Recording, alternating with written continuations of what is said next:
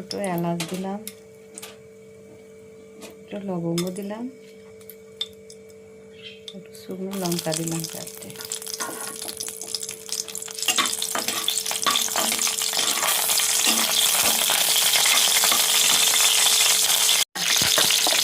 করার পর পেঁয়াজ বাটা দিলাম,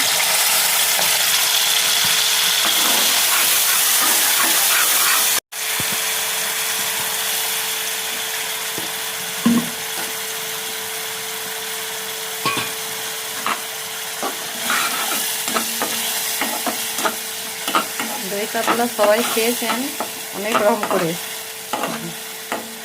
আমার মতো করে একটু খেয়ে দেখবেন, ভালো যদি লাগে করে খাবেন।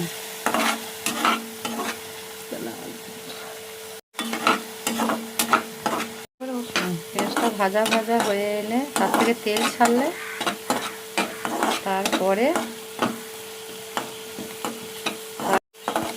ভাজা ভাজা মতো হলে তারপরে আমি বাকি উপকরণগুলো দিচ্ছি। এতে কাজু, মৌরি, পোস্ত আটা এটা দিলাম।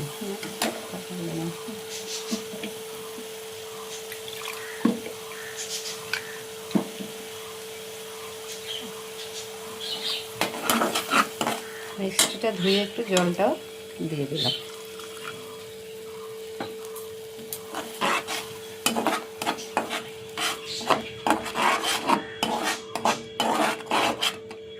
এটাকে ভালো মতো কষিয়ে তেল ছাড়লে তারপরে অন্য উপকরণগুলো দেবো। ব্যাস, ধনে গুঁড়ো, একটু ভাজা জিরে, নুন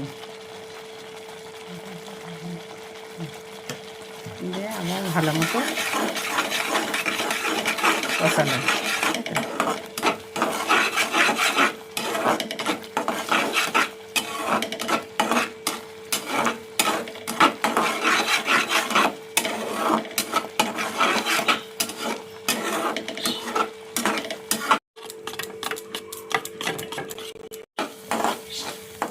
মশলাটা কষানোর পর তেল ছাড়ার পরে আমি টক দইটা দিচ্ছি।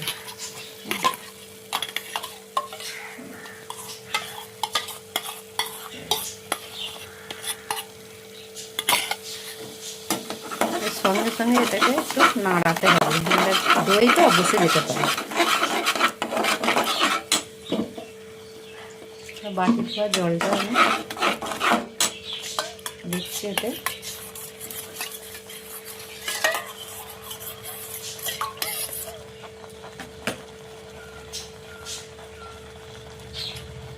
মশলাটা কষাতে কষাতেই খুব সুন্দর একটা গন্ধ ছাড়বে।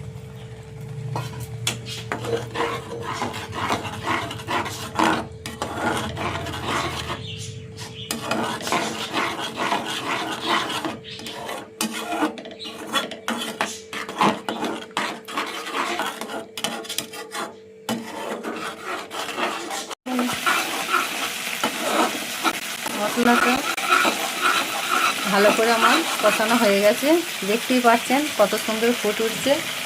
এবার আমি পরিমাণ মতো জলটা দেবো।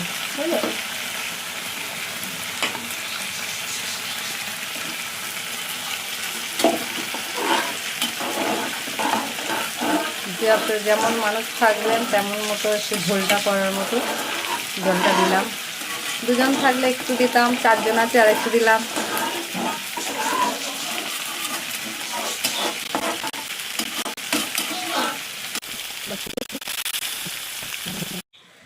ঢাকনাটা খুলে এদিকে ঝোলটা খুব সুন্দর ফুট উঠেছে। তারপরে আমি কাঁচা লঙ্কাগুলো দিয়ে দিলাম।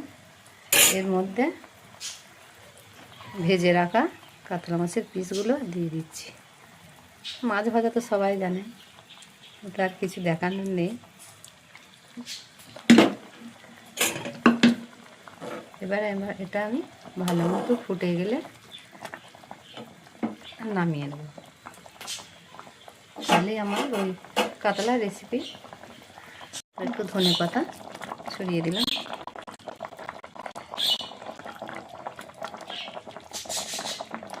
এতে কেউ কেউ একটু ঘিও ছড়িয়ে নিতে পারেন, ভালো লাগবে।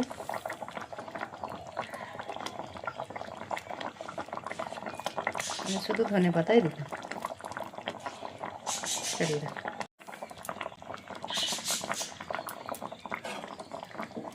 এই আমার দই কাতলা রান্না শেষ।